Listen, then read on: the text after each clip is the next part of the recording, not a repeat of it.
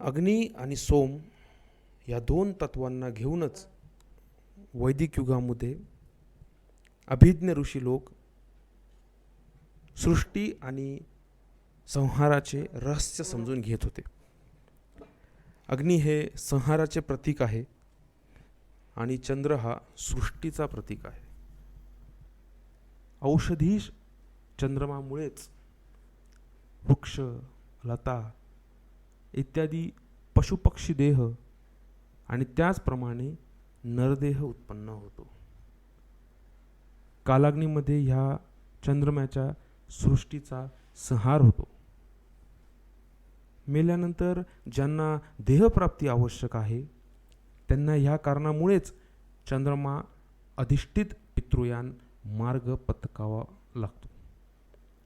परंतु ज्ञानाग्नीमध्ये ज्यांचे भवबीज दग्ध झाले आहे त्यांची पुनरावृत्ती ही कधीच होत नसते आणि ते लोक देहयान मार्गाने चालतात. परंतु ह्या दोन्हींच्या अतीत एक अवस्था आहे. जागतिक सृष्टीच्या मुळात चंद्राच्या 15 कला व्याप्त राहतात, परंतु ह्या 15 कला अग्नीच्या विरोधक अशा आहेत. शेवटी अग्निकला व चंद्रकला यांचा संघर्ष अपरिहार्य असतो. ज्याचे प्राधान्य असेल त्याचाच जय होतो.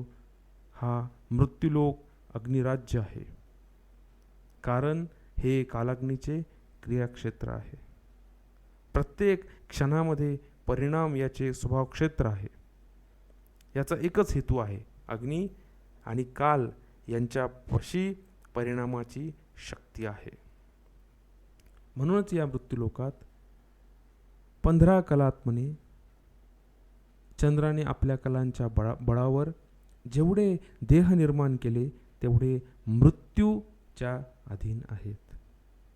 परंतु चंद्रम्याची जी मुख्य कला आहे ती आहे 16वी कला, षोडशी नावाची.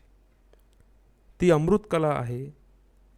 15 कला सोडून जर त्या 16व्या कलेने देह निर्माण झाला तर त्याच्यावर काळाचा स्थायी प्रभाव पडत नसतो आणि तोच दिव्य देह अथवा सिद्ध देह आहे असे आपण म्हणतो.